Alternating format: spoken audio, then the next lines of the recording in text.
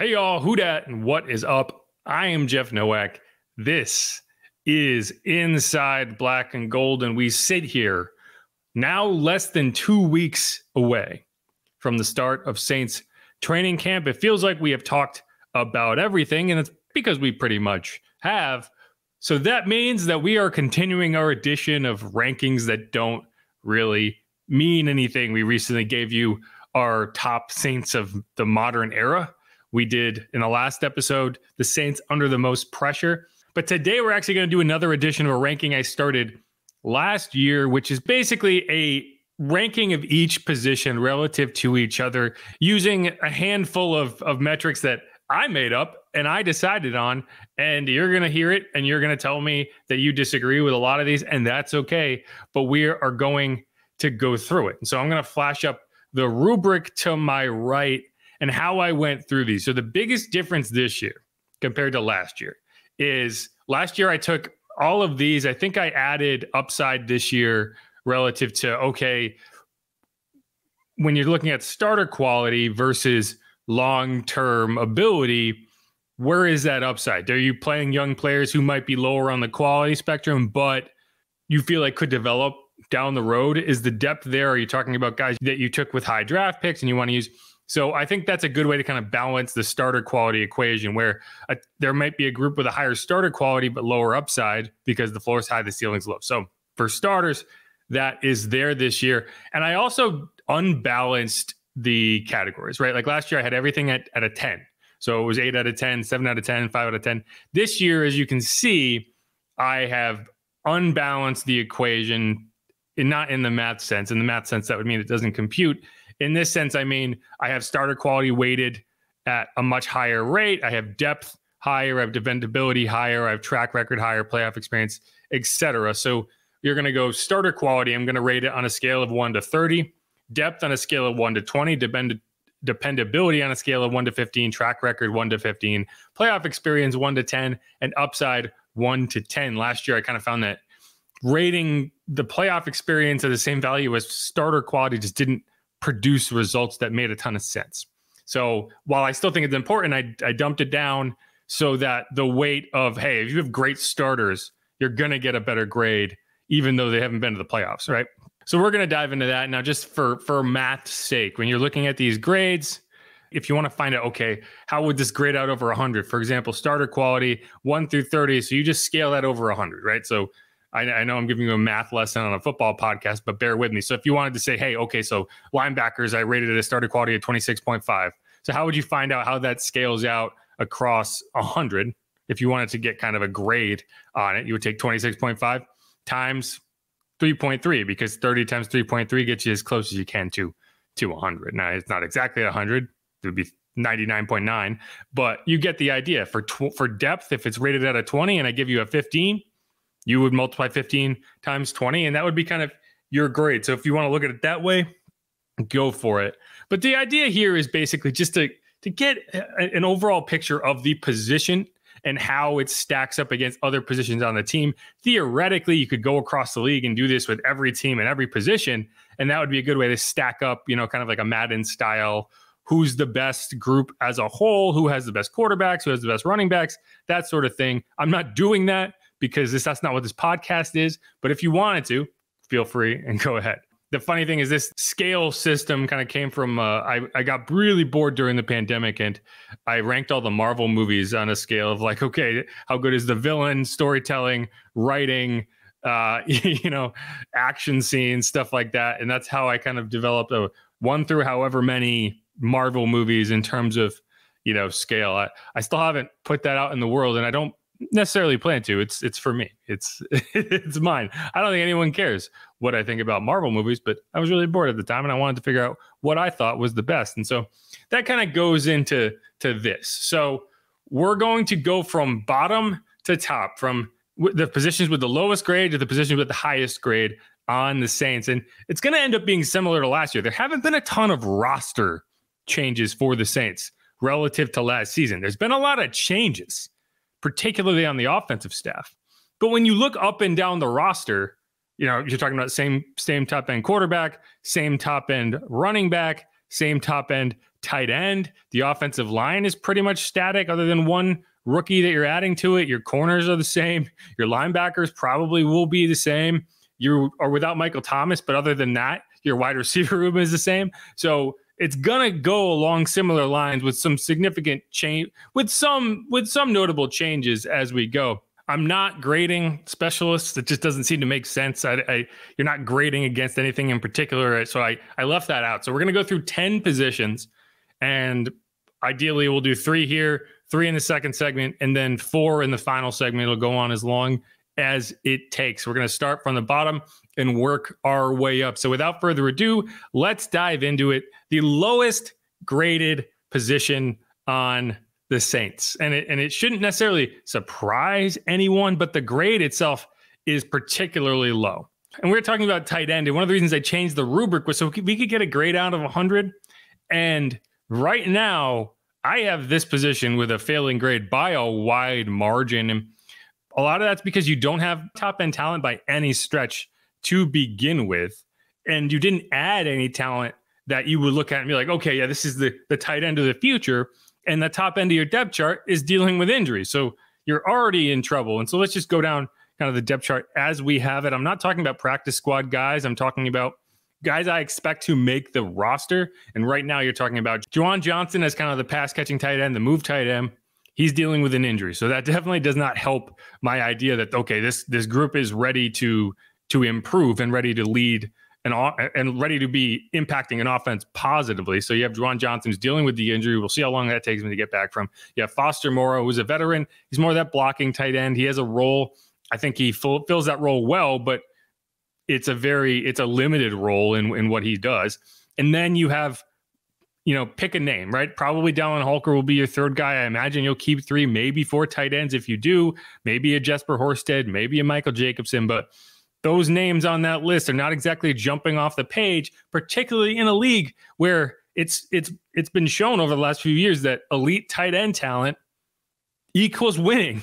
I mean, not necessarily elite draft picks, not necessarily top end draft picks, but look around at the championship games last year and look at the teams in them and the tight ends they had. And you're talking about George Kittle, you're talking about Mark Andrews, you're talking about Travis Kelce, you're talking about Sam Laporta, right? It is not a coincidence that the 4 teams that made it the farthest in the 2023 season were probably the teams with the 4 best tight ends. So you have it. And so I'm rating the starter quality for the Saints at a 16. That is the lowest grade I gave to any position. Depth at a 6. Like I see your starter quality is low. I also don't think your depth is very good, right? I mean, you're saying, okay, we have Juwan, who you have some level of confidence in, but then beyond that, okay, well, what happens? You go to a UDFA to start in his rookie season. That's rough. And I'm talking if Juwan can't play, probably not. So you end up with Foster, who, while capable, is the defense taking any time in their week saying, okay, we have to figure out how to stop this guy? No. So you could add Taysom Hill to that mix. And I think that's probably what would happen. If Juwan can't go, you would find a way to incorporate Taysom Hill more as a tight end. But one way or another, it's tough. Track record, I put it at a 4, and this is out of 15. That's bad. But like, what's the track record here, right? Like you felt like last year you had Juwan going into a season that he would excel, just didn't. Later in the year, you got some impact, but the track record there is tough. And again, when we're talking about dependability, I'm talking about kind of health, availability, consistency. Track record, I'm talking about statistically, what have you done and how have you performed in big moments? Now, none of these guys, in my opinion, really stack up well in that part of the equation, right? They just don't. Playoff experience, really not much to speak of. So I'm putting that at a 3, could be lower, but I kind of felt bad at this point. Upside, I'll put it at an 8 because I do think there is upside with some of these players, and that kind of takes away from the starter quality. Like your starter quality could go up, but that's because I feel like you haven't reached your potential. Now, I still think the upside is not great, but we'll see, right? Like I'm going to give them the benefit of the doubt that they can improve. So we'll see. But that is by far the lowest grade. That is a 43. That is a failing grade. We'll see. Hopefully they prove me wrong. Moving on to the next position on the list, and it shouldn't surprise anyone, but it is the offensive line in terms of grade. Now, starter quality, I'm putting at a 20. And it's kind of unfair, and it is buoyed by Eric McCoy. It's tough to look at an entire position and give it a starter quality grade when, okay, Eric McCoy is a top end center, Cesar Ruiz is a solid guard, and then you have Taliesin Fuanga, who hasn't really got a chance to prove himself in terms of what type of quality will be. Nick Saldiveri, same situation. Trevor Penning, we'll see how he looks at right tackle, but I'm giving that a 20 out of 30, right? So if you were expanding that out, you would look in the C range. We'll see, right? Like I'm not sure. Depth, I'm putting it an 8 because I don't know if you have a lot of players behind the guys either. So that's the bigger concern to me when you're talking about the offensive line is, okay, so we have players at the front end spots that we feel like have a chance to be successful in the NFL, but what if they're not? What if they fall off? What if Trevor Penning can't hack it at right tackle? What if Taliesin Fuanga can't hack it at left tackle? What if Nick Saldiveri can't hack it at guard? Where are you then? What if one of those three? What if two of those three can't get it done? Where are you then? And that's why, So at depth, I'm putting kind of right there. I'm putting it at an 8, not super low, but definitely not where you want to be because that, again, is at a 20. Dependability, track record, these are both at a 15. I'm putting it at a 10 for both. And these are rankings that are buoyed significantly by Eric McCoy, Cesar Ruiz. If not for those two players, particularly Eric, this grade would be much lower. Playoff experience, I'm putting it at a 4 out of 10. Again, because, Eric McCoy is there. And Eric has a lot of playoff experience, or at least a good amount relative to the rest of the group. Cesar has been in the playoffs too in that 2020 season. He played in 2 playoff games. So there is some experience, and the veteran guys are going to have to lead the young guys. But you at least, when I look at playoff experience's value, that's what it is. It's, okay, you've had guys who have been there before, and they can lead others in that way. When you have no playoff experience in a position group, that concerns me because I think there is very much value in we've been there before. We understand how to win when we get there.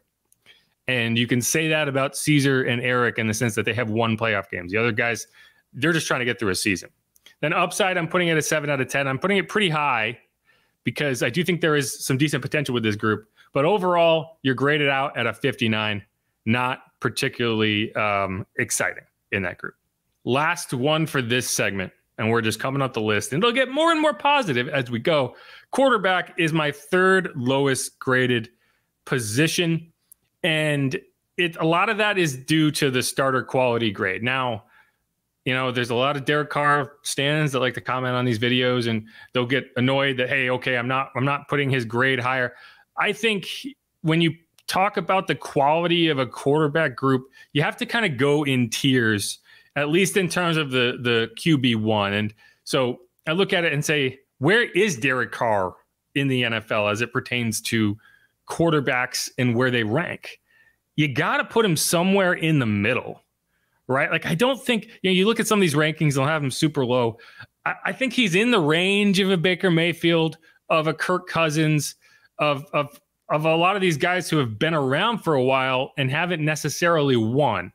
And that's the case with Derek as well. Now, winning is relative. He hasn't won a playoff game. The best chance he had was the year he broke his leg. That's tough, but I think there is value in doing it. And until I see him do it, I'm not going to believe it. Now, I put it at a 20, which isn't super low, but it's also on the lower end of what you would expect to be a starting quarterback in the NFL. And I look around and I say, okay, where would you grade a guy like Jared Goff, right? Because I think Derek Carr and Jared Goff, in terms of capability, in terms of ceiling, are similar.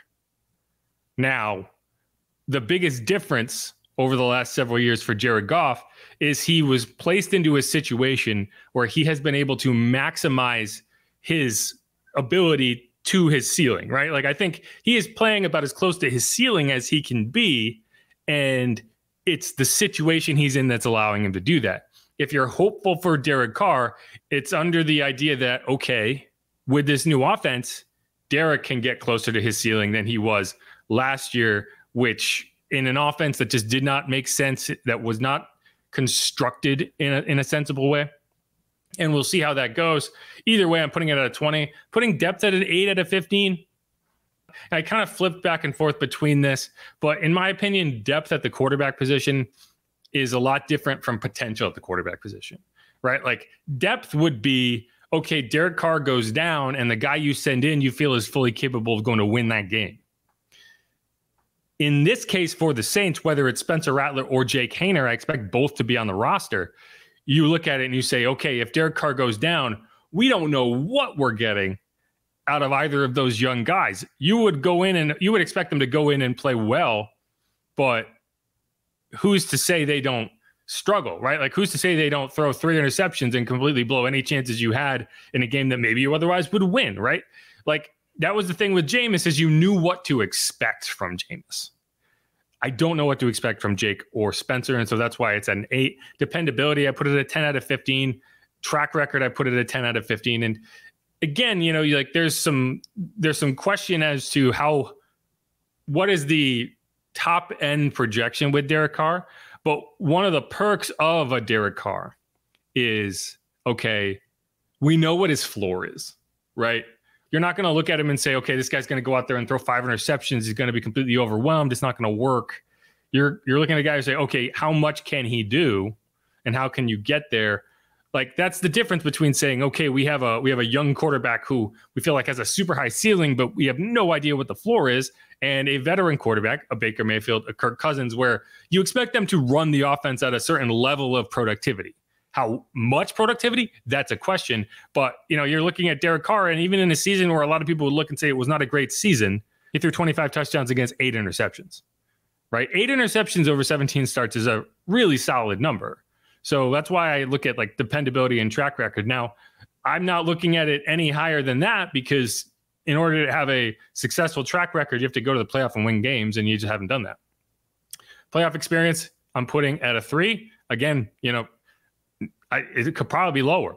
Derek's played in 1 playoff game. He lost it. So we'll see how that goes. And the upside, I'm putting it at 7. It kind of goes, you know, the upside kind of takes away from the depth score, right? Because if the depth score was higher, then your upside would probably be lower. Because to me, a depth score at quarterback is a guy who you necessarily trust, like a Chase Daniel, right? Like a career backup who's done it before. Like when you had Andy Dalton in that role, like your depth at quarterback was really high, your upside was a lot lower. So that's where you're going to see it. It's a 7. The grade is a 63. It's around where I had it last year. Like I don't think a ton has changed at the quarterback position for the Saints, other than the fact that I think in this new offense, we could be in this situation where we go into next season feeling a lot differently about the quarterback position. Whereas after last year's offense and what happened with Pete Carmichael, with all this, I don't know what to expect. Like I'm not going to project that things are going to get better, but we'll find out.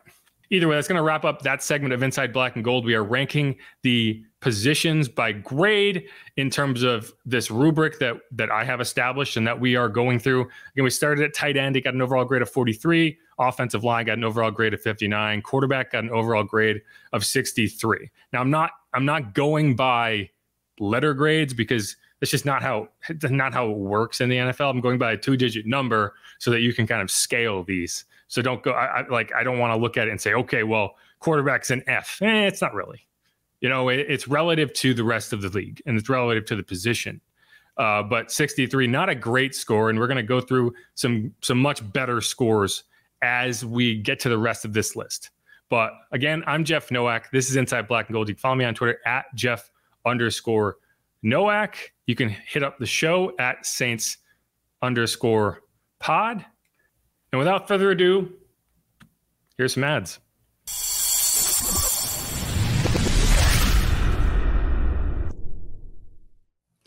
And we're back on Inside Black and Gold. I'm Jeff Nowak. You can follow me on Twitter at Jeff_Nowak. We are getting ready for the start of training camp. So I'm going through a handful of these episodes, these segments, just trying to give you an idea of, you know, a preview of what to expect, of how I'm looking at the team as a whole. We went through pressure, players under the most pressure, who has the highest stakes that they're facing. This week, we're kind of ranking each position against the rest of the team. This is not against the rest of the NFL, although the idea is you could scale this out and kind of stack one team against another and see how they go. Now, these are not Madden type characteristics. I'm not breaking down speed and, you know, hands and whatnot at positions. I'm going kind of by more generic metrics and we'll go from there.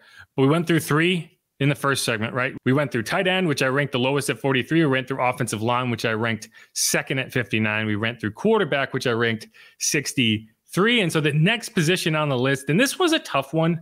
I feel like it could be a little higher, but I just have a lot of questions relative to how the position stacks up behind the top 2 players. And so we're talking about wide receiver. I graded it at a 72 overall, which isn't, it's kind of in the middle, right? I put the starter quality pretty high at 25. Again, it's not necessarily the starters that I'm worried about. It's everyone behind them that I just don't know what to expect from. I got depth at a 10 out of 20. Because again, like you're looking at it and you're saying, where is the depth? Do you have guys, if Chris Olave goes down, that can step into that wide receiver 1 role? Because I don't think you do. Right. So we'll go from there. You're trying to replace Mike Thomas now, not necessarily doing Mike Thomas things, but you're trying to replace his impact. And you've been trying to do that for several years. Can Chris Olave step into that role? We'll see. Dependability, I have at a 10 out of 15. Track record, I have at a 12, because I do think these, particularly Chris Olave, Rashid Shaheed, when on the field, have been very productive, have done what you wanted them to do. And so we'll find out, but I have that pretty high. It's 12 out of 15. Playoff experience, I have at a 4. And that's because the only playoff experience you have is not Chris Olave or Rashid Shaheed. Neither of those 2 players have ever been to the playoffs. The playoff experience you have is with a guy like Cedric Wilson, who made the playoffs with Dolphins last year, right? Like the Cowboys made the playoffs. Now, it wasn't good playoff experience. Both of those teams lost in the first round. But either way, you at least have a veteran in the room, and you're going to go from there. Then you have A.T. Perry, Equinemius St. Brown, guys like that, but not exactly a ton of excitement. Now, upside, I have ranked at a 10. I think this is a position with the highest upside possible. And that helps buoy the score a little bit. I think the upside of a Chris Olave, Rashid Shaheed, Chris Olave, we talked about, I need him to take that third year kind of star leap, right? Like if you had back-to-back 1,000-yard seasons, you're talking in the 70 to 80 catch range. I really want to see 110 catches, 1,400 yards, 8 touchdowns, like that type of season. That's basically what, Michael Thomas, I think year 3, you're talking about 125 catches, 1,400 yards, 9 touchdowns. I think Chris can be in that range. I think his catch total will be lower, but his yards per catch should be higher, right? And we'll see if teams really roll a lot of the coverage to Chris Olave, then maybe Rashid Shaheed has a bit more of a breakout. Chris's numbers are a little lower, but he creates for other guys. So we'll see. But either way, the wide receiver position is one I have a little concern with, just because I don't know what it's going to look like. And if the system that you bring in is going to work for the guys in it. I hope it will. I feel like it can, but we'll find out. And there's just a lot of question marks. And that's when you look at this Saints team and you try to project, okay, how can they overachieve? The tough part of doing that is there's so many question marks, right? Like you look at a team like the 49ers. You don't have question marks with a lot of the players on the roster. You know what to expect. You've seen it. It's about fixing things that were broken and finding ways to improve on the things that were working already. But you have that. And with the Saints, maybe on defense, and as you've noticed, we haven't gone through any defensive positions yet. On offense, you don't have that. You have a bunch of things that's like, hey, this sounds good in theory, but we have not seen it in practice. And we have not, and I mean in practice in terms of them actually doing it. And so we can talk in theory all we want, but until you get on the field, I'm not going to believe it. Going forward, talk about we haven't seen a defensive position yet. We got one here. It's safety, total is 72. And a lot of that is based on the depth, right? I have the starter quality at 22, which is, it's on the lower end. It's probably a little unfair to a guy like Tyrann Mathieu, but I kind of, I put Tyrann, it's one of those situations where Tyrann helps that grade be very high. Beyond that, there are significant question marks. And is it a guy like Jordan Howden? Is it Jonathan Abram? Who were you looking at? Will Harris, right? Like you don't have a ton of proven guys beyond Tyrann Mathieu. So that brings the starter quality down. Depth, they have it at 10 out of 20. Not a lot of depth at a lot of positions, right? That's going to be a trend that you see is one of the main concerns with most positions on the Saints is depth. Because what happens when you get past the first 2 guys? If you have a slew of injuries one week and you have to rely on the backups, where are those backups coming from? Where do you see them impacting the game? And I just don't know. Like if you lose Tyrann Mathieu for any period of time, which the Saints have been fortunate to not lose him for a single game over the last 2 years. He has started 34 games in 34 opportunities. Like that's where he has been. He has been that productive and consistent at age, 34. So hopefully that continues. If it doesn't, then I think it could be in trouble. So that's why depth I have low. Dependability, I have it at 14 out of 15. Like I do think the guys you have been dependable, have been healthy, have been consistent when you've had them out there. So that's a good one for that group. Track record, I have it at 12. Playoff experience, I have at an 8 out of 10. Now, this is just an example of, hey, Tyrann Mathieu been in a ton of playoff games. The guys behind him, not so much. But Tyrann buoys that group. And when you have one guy who has won a Super Bowl in a position group, that helps. Upside is a little lower, right? Like I don't think you have a ton of high upside guys at the safety position, but you do have a decent number of reasonably high floor guys, and that helps. And so you're in the middle. Like this is a middle group, 72. And you know, I do think that Tyrann's performance is a big swing here. Like if you can continue to get the level of performance from Tyrann Mathieu that you've had over the last 2 years, great. But you are getting up there in age, and eventually you expect to see him drop off a little bit. Can this defense still play at a high level if that happens? I don't know. So we'll have to see. But there really haven't been any signs, at least since he's been with the Saints, of a major regression, right? Like, sure, you could say go back to 2018 and you can say that was Tyrann then, this is Tyrann now. But from 2022 to now, since he's been with the Saints, I think you've seen a very consistent player. So we'll see. Next position, and we will do two more before hitting the break here. It's defensive end, and I have it rated at a 74 for the Saints. So it's right there in the middle. Starter quality, I have it at 23. Depth, I have it at 19. Now, that's a high score. That's 19 out of 20 on the depth grade. And I think that's, when you look at this defensive end group, it's hard to look at it and say there isn't depth, right? Like there's plenty of depth. There's just not a ton of proven players in that group. Now you have Cam Jordan, you have Carl Granderson. Beyond that is a giant question mark, but I do feel really good about the players in that group in terms of what they can do on the field, right? Like if Peyton Turner can stay healthy, I think he can get the job done, right? If Chase Young can stay healthy, I think you have a really solid potential impact player there. Isaiah Foskey, you're hoping he can develop into year two. But again, these are your projected backups if you're looking at Cam Jordan and Carl Granderson as the starting defensive ends. So that's excellent depth. I don't know if you can look at a Saints defensive end group over the last 5 years, 6 years, and say there was a deeper group in terms of the potential versus, okay, this is what we've seen in the past. The breakout Trey Hendrickson here, yeah, that was a really deep group, but like beyond him, you're still talking about a Carl Granderson. Like this is a group that if you can get 2 out of 3 of Peyton Turner, Chase Young, Isaiah Foskey to have solid impact seasons behind Cam Jordan, Carl Granderson, and maybe take some of the pass rushing onus off of Cam Jordan, I think they could impact games. Now, health has been a major issue, and that's where track record comes in, and you're talking about an 8 on dependability, an 8 on track record. So that's why your score is isn't in the 80 range. But I still think when you look at this group, this should be, I said this last year and the health didn't allow it to happen, but this group has a potential to impact games. You have to be better. They were 28th in sacks. They had 35, I want to say, 28th in total pressures. They had 118. You got to be better than that. I think they can be. Now, can you solve the issue of running quarterbacks?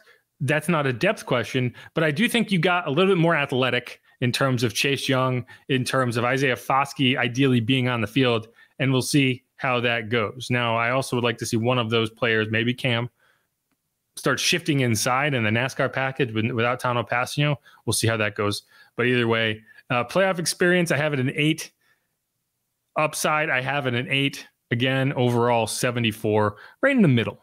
And I think that's where a lot of these positions are with the Saints. Okay, the final position we will talk about in this segment, running back, I have it rated at a 78. Now, I'd love to say it's higher. I really would. And you look at the names on paper and you feel like, man, this should be a strength of this group. And you're talking about Alvin Kamara, Jamal Williams, Kendre Miller. So you have the proven star caliber running back in Alvin Kamara, who should still have a season or two left before you kind of feel like the cliff.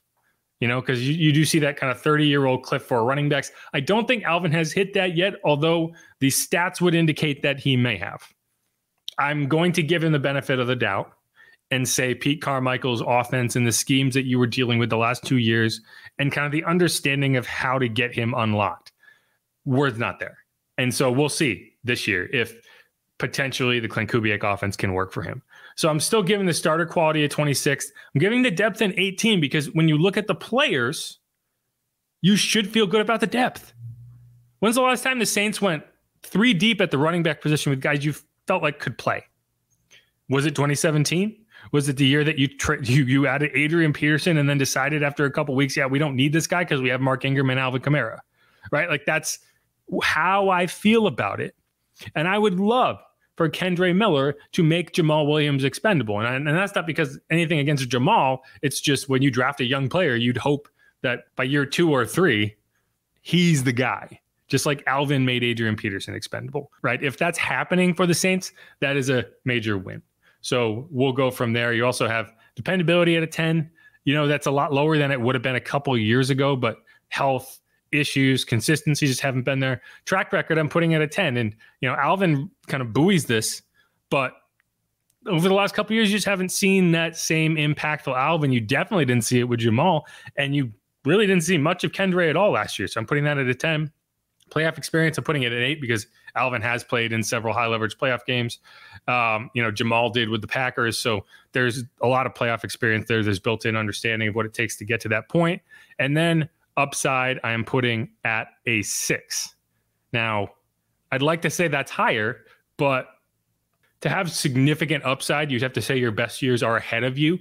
And I don't think that's true for Alvin or Jamal. I think you're hoping they get back to a level that is impactful. But only Kendre, I would say, has that kind of elite upside that you could go forward and have a good feeling about. So we'll find out. Either way, that all grades out at a 78. It's the highest grade we've had thus far. And it kind of tells you where this team is at, right? Like there's a lot of positions that you look at and you say, it's not terrible, but it's not great, right? Like you have a lot of positions in the middle of the pack that you're not going to feel like, oh, this is a strength of this team. Now, it's not going to send you off a ledge. You're not going to lose because of this group, but are you going to win because of that group? I don't know. And I think if you're looking around, you're like, well, why aren't more analysts giving the Saints more credit in terms of what they could potentially do this season? How they could get back to the playoffs, how they could be that surprise team that wins 12, 13 games. It's because of that. It's because you look up and down the roster and you just don't necessarily see the top end talent that a lot of these top end teams have. And part of that's due to the draft strategy. You haven't made enough draft picks. You've missed on too many draft picks, even when you've made them. And that hurts you a lot. A lot of it is due to, hey, well, people don't trust the coach. People don't trust the offense. And when you're kind of mired in this mediocre slump, it has to go one way or the other. And I think a lot of people look at it and saying, yeah, I think it's way more likely that it goes down than goes up. So we'll find out. I think that there is a good potential for an above board season of like this team probably should have won 10, 11 games last year. They have a 10, 11 win season in them. I don't know how many, because, as we've kind of talked about, you have a veteran group, you have an older group.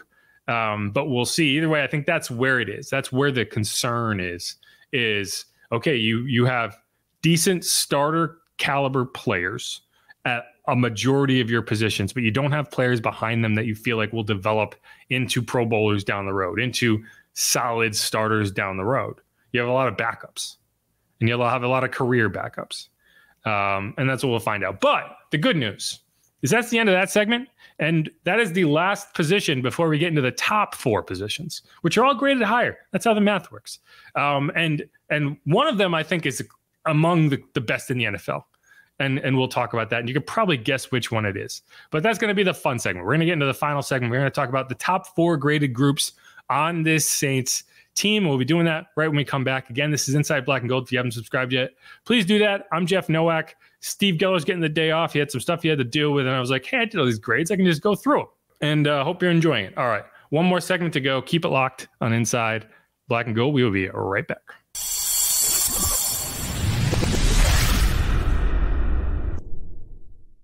And we're back on Inside Black and Gold. We're finishing out our Saints position grades. These grades are by me. We went through the rubric before, but I'll flash it up again. Again, you're talking about starter quality with a grade from 1 to 30, depth of the grade from 1 to 20, dependability. You're talking health, availability, and consistency, graded 1 through 15, track record.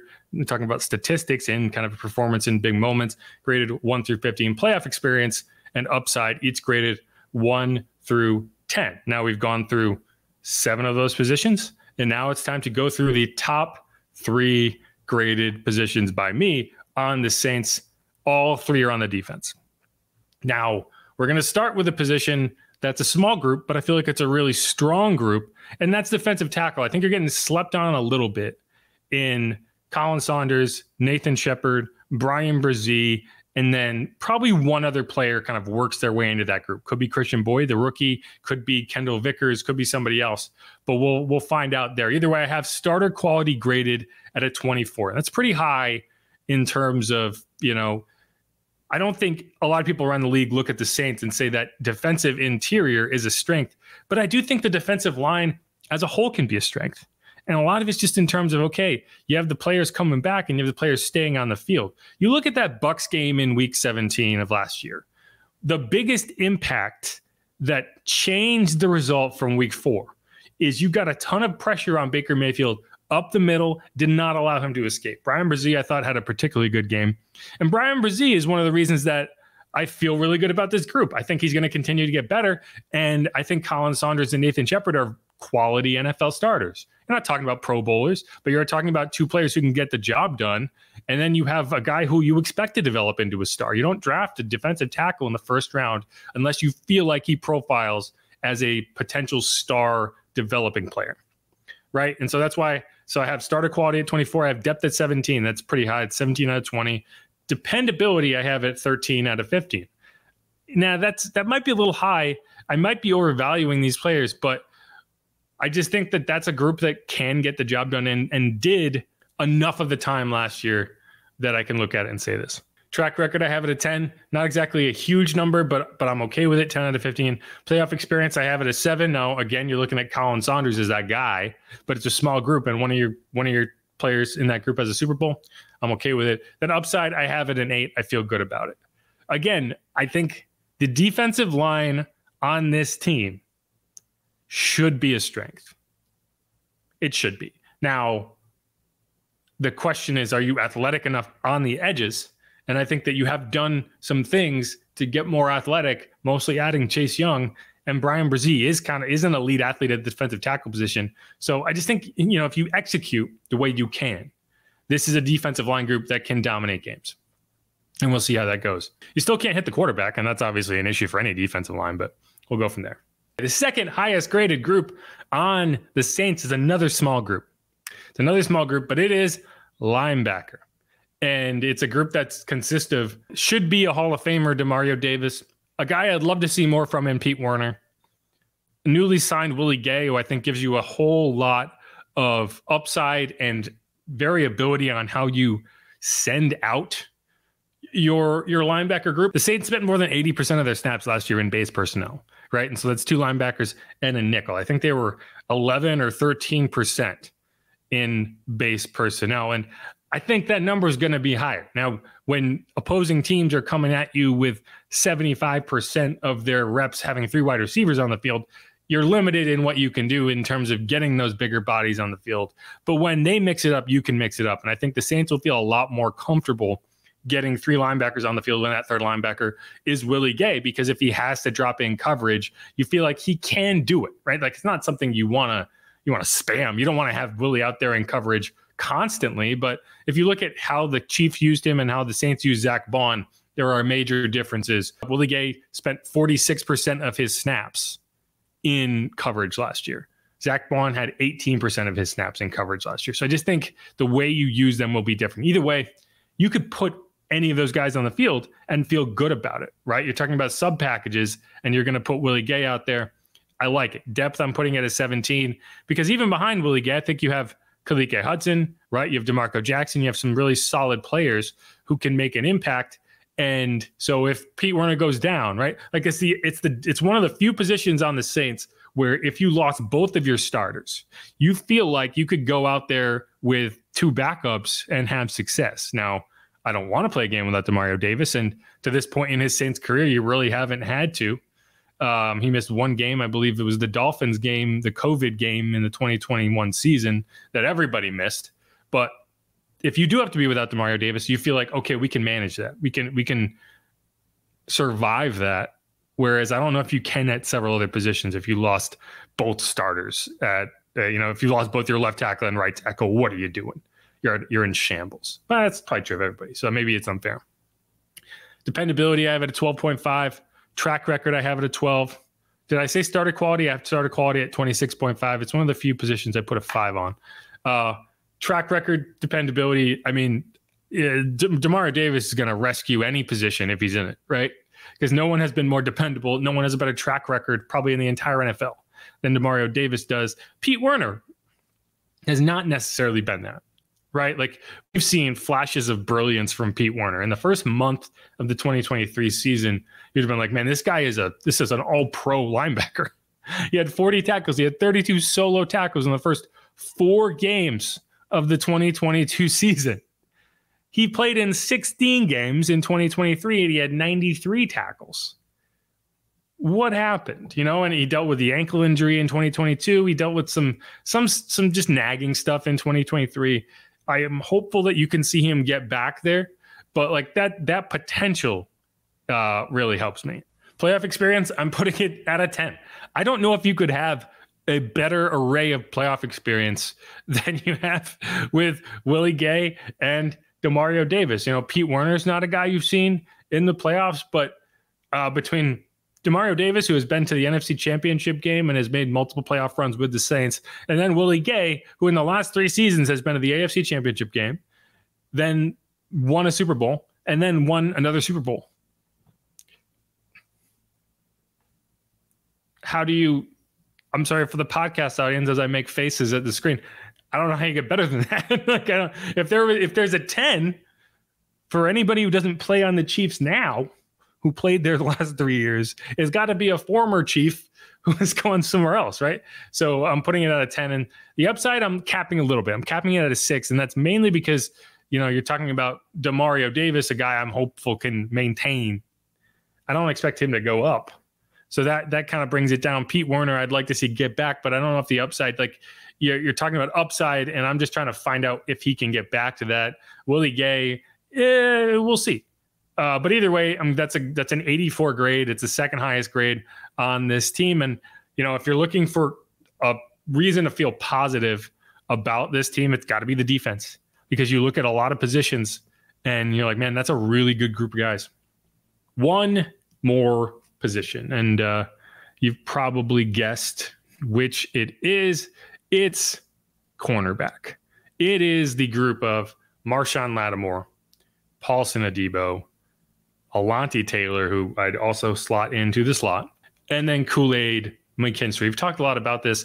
I don't know if you've ever seen a Saints defensive back room better than this one from top to bottom. And I said that last year. And you had Ike Adam in that group and Bradley Roby in that group, right? You've replaced Bradley Roby and Ike Adam with a second-round draft pick who many will end up looking at and saying he should be starting right now in Kool-Aid McKinstry. I put the starter quality at 28, pretty close to the top, right? It was a 30. I put the depth at 20. I maxed out the depth grade for this group. And again, it's like you're looking at it, you're not saying, okay, well, there's no starting cornerback in the NFL better than Marshawn Lattimore. Like, that's not what I'm saying. I think he's pretty close to that top end, but when he's healthy, obviously. But I'm not saying that. I'm saying go find me the defensive back room that is better top to bottom than the Saints right now. I don't know if it exists, right? Like, obviously, you can put Marshawn wherever you want to put Marshawn. He's in the top 10 of cornerbacks. There's no question in my mind. So go find that top 10 and show me the team that also has the fourth cornerback who has a higher floor than Kool-Aid McKinstry, a guy we haven't even seen, right? Go find me a team that has a top 10 cornerback and also has a third cornerback with a floor as high as Alontae Taylor, with a ceiling as high as Alontae. I don't think it exists, right? Go find me the team with a better number 2 than Paulson Adebo. That's tough to do. And so that's why I'd max them out at 20. Again, I don't know if there's a team that's deeper. And that's part of the reason you're looking at it and saying, well, why aren't they trading one of these guys? Why aren't they trading Marshawn Lattimore when they have that deep of a room? It's a good question. I don't think the market's there. I don't think teams are willing to trade for cornerbacks right now, which is weird, but I think that's where you are at. And so, hey, we're not going to take nothing for a star player in the NFL. We're going to ride it out and see what we can do. Because people get hurt every year, right? Like, why would you assume that Marshawn's not going to get hurt? I hope he doesn't, but recent history is not on his side. Either way. Dependability, I have it at 10, and that's just a good example of like, hey, we haven't seen that dependability from Marshawn over the last 2 seasons. We've seen it from Paulson, but if your star player hasn't been dependable enough, then the group as a whole is not going to be dependable enough. And so we'll see how that goes. Track record, I have it at 14 out of 15 because I do think these guys, when they've been on the field, have been very good. So we're there. Playoff experience, I'm putting at an 8. You know, that's a tough one. That might be a little higher than it should be, but obviously Marshawn has been in those groups. He was there from 2017 through 2020 when they went to the playoffs all those times. That's helpful, right? And he'll go from there. Upside, I have it at 10. So I've maxed out 2 grades in this position group alone. Again, you're talking about, okay, your number 4 corner is a guy you probably could be starting. And you're going to have to find ways to get him on the field in Kool-Aid McKinstry. Your number 3 corner is a guy you've thrown into the slot because you just want to get him on the field that badly. It's not even the position that I think he'll thrive at down the road, but that's where you are. So upside, I don't know if you have a position with greater upside than cornerback. The overall grade is a 90. You know, and I just think like that's a good example. I feel like they should be higher than that, but it's just tough when you're looking at a grade and you're saying, okay, are they perfect? No. Are they really good? Yes. You know, can I put them at a 30 for starter quality? No, but I want to put them very high.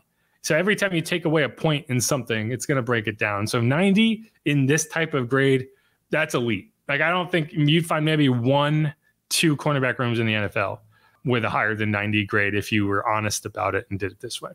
But that's where we will end it. Again, let's go from bottom to top. We're talking about 10 positions. This is how it broke down. Tight end, 43, lowest grade. Offensive line, 59. Quarterback, 63. Wide receiver, 72. Safety, 72. Defensive end, 74. Running back, 78. Defensive tackle, 79. Linebacker, 84. Cornerback, 90. Let me know what you think. If you agree with any of that, you disagree with any of that, we're getting close. We're going to find out. We'll see when the Saints get on the field, whether these are completely off, whatever. But that's going to be the end of this episode. Let me know what you think in the comments. Hit me up on Twitter at Jeff_Nowak. I've gotten a few comments from people out in California. Hey, if you want to hang out when I'm out there, hit me up. You know where to find me.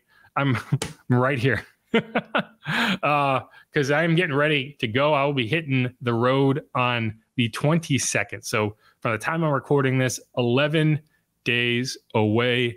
I am psyched. To me, the start of training camp is the start of the season. So as far as I'm concerned, the 2024 season starts in 11 days. So I am pumped. It's going to be a blast. Looking forward to it. You know, I feel like, a lot of times it's like, okay, when the fans are out there, they get an idea. With this year, it's all going to be reporting. So I think I'm going to have to kind of revisit how I report a lot of that stuff out, because it's going to be some of the only ways that people can follow along. So if y'all have ideas, requests for coverage from this year's camp, definitely let me know. I'm going to try to take as much video as possible. Obviously, I've explained this in the past. We're not allowed to record everything. We're not allowed to record team drills, but I'll try to get as much footage and put that out here, put that out on social media as much as possible. I'm looking forward to it. But all right, who dat? Go Saints. We'll be back at you next week with position battles. And I'd like to close out next week before we head out to California with a live mailbag, hear from anyone and everyone and what they want to say. Let's do it. Thanks for listening, y'all. Peace.